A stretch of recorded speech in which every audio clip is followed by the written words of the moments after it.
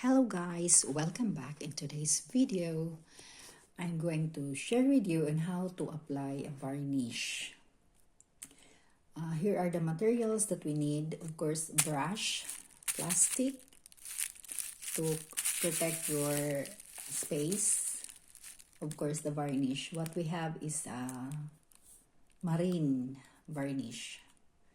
So how will we do it? Of course, we need also a gloves. If you have some, use gloves to protect your hand. But by this time, my hand is just clean. I did not touch the varnish. So I'm so careful, guys. But I would recommend use a gloves to protect your hand because it's not easy to remove it with sabong or soap when you are washing your hand after. So all you need to do is to I'm done actually, but I will just for the sake of the video I will show you on how. So this is what we do after doing the work, because once it is open, guys, it might dry up, so you might waste the varnish. So for the next varnish or next project, you have to protect your pot. Cover it tightly. So that's the result. So how will we do it? Of course, you have to pick up a tiny fluid or the varnish and start at the inside of your basket. So if you want to see the actual application, you can check our live. We have a live a while ago, but the battery is running out, so I'm using another phone now. So this is how we apply. So along with the design of your basket, you slowly brush your varnish little and slowly. Then when you are done here, you have to start brushing again the edges here, the four corners, like that. And then start brushing the side of the wall. Then next to the second side. Then again on the third side. You have to apply it here. Then the fourth side of your basket. So this is for the sake of demonstration, guys. Actually, we are done doing it for the first coating, because actually it depends on you if you want a second coating or just one coating. So once you are done with the four sides, you have to turn it around if you can. And make sure your plastic is quite big enough. So a while ago, I'm applying it sideways, so I did not flatten it. So a little bit dry now, so just for the sake of the video, I'm showing it to you on how I apply it. So you have to make sure the edges are done well. So again, you have to pick up a little of your liquid varnish and then apply on the side.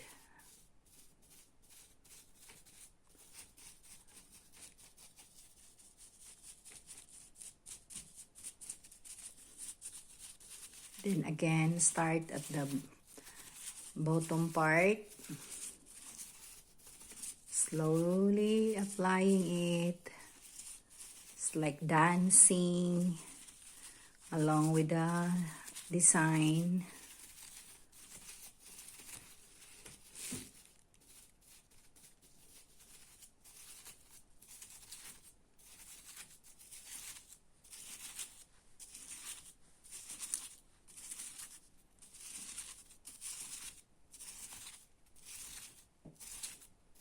Then make sure the edges of your bottom is also done well. So you have to brush along with the web of your basket.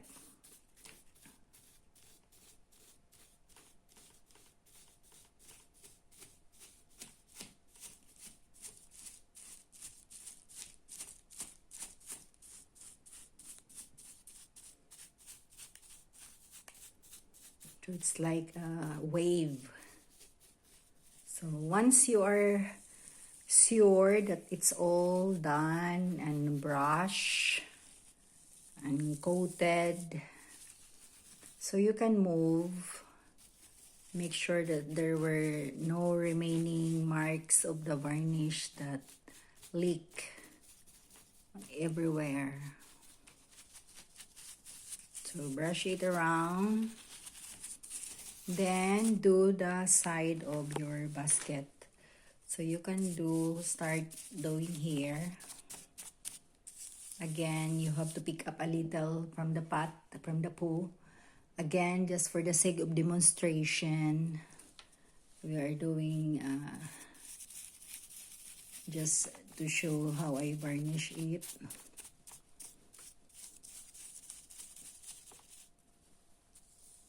So you have to do it slowly, slowly, slowly.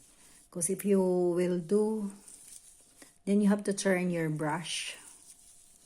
Because there were some fluid as well on the other side. So to make it even, you have to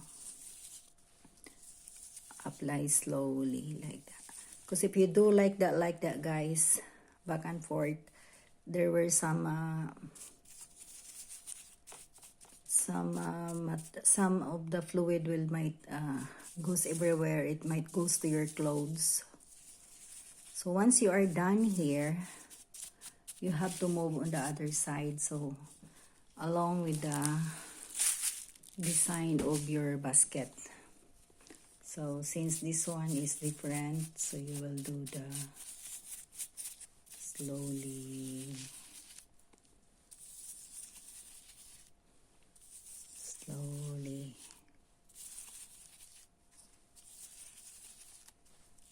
So once it is done, make sure that all covered.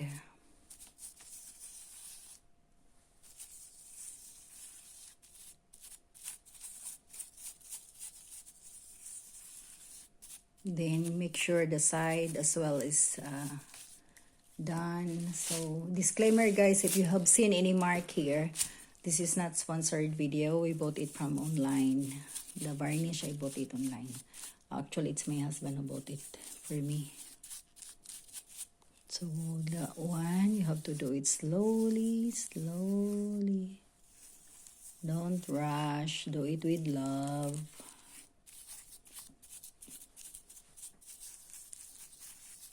So again, turn one around. So this kind of varnish, guys, easily get dry.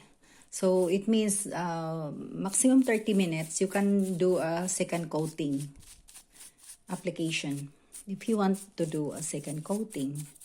But in my case, I will just leave it like that. One coating only to minimize the expense of the fluid, because it might finish right away and I have another project I need to do, the large one, like the laundry basket. So we will save some. Because the varnish, actually, guys, it is costly. It is expensive.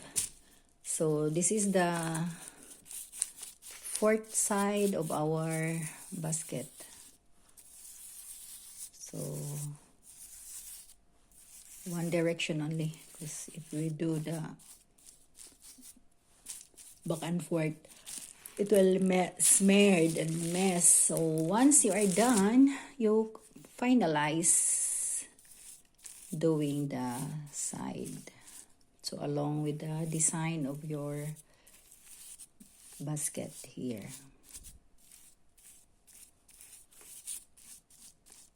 Then the fourth side, you have to complete the fourth side.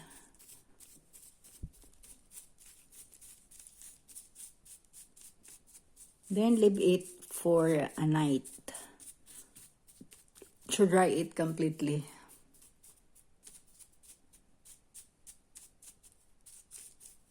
Then you have to verify if there is no leak or some excess fluid that come out.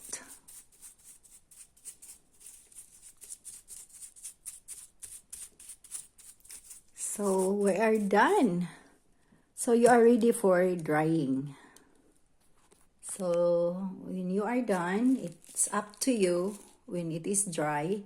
It's up to you if you're going to put some clothes in there or cloth. It depends on your intentions of what kind of, how will you use it at home. If you use it in the bathroom or in the kitchen or in your living space or living room or bathroom. So again, it is all yours.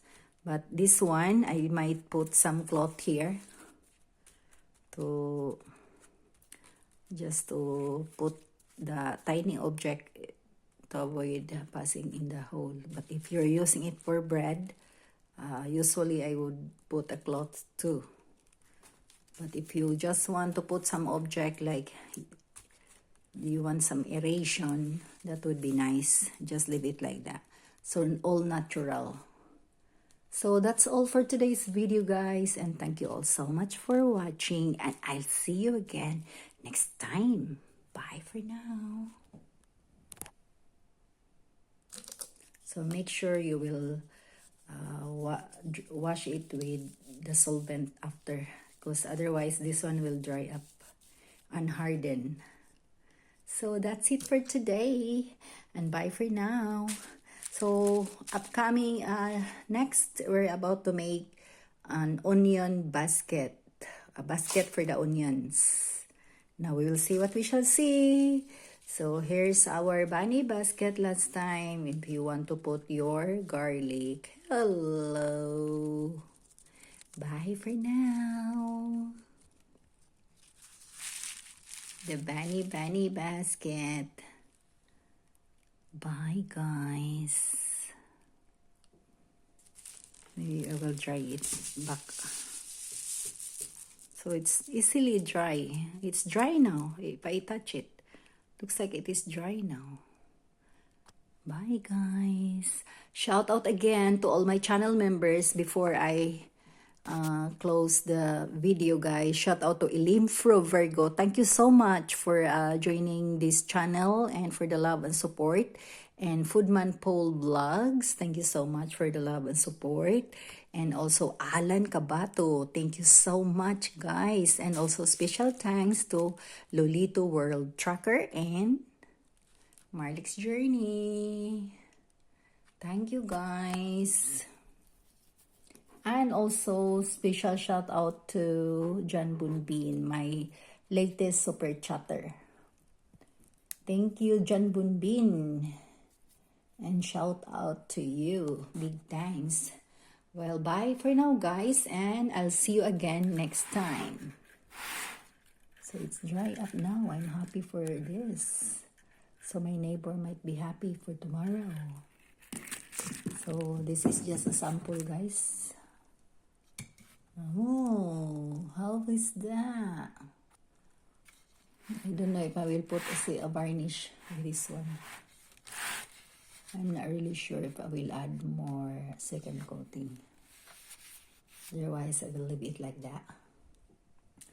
Well, that's it for today, and I'll see you again next time. Bye, Bunoy. Bunoy, guys. Bunoy, Bunoy.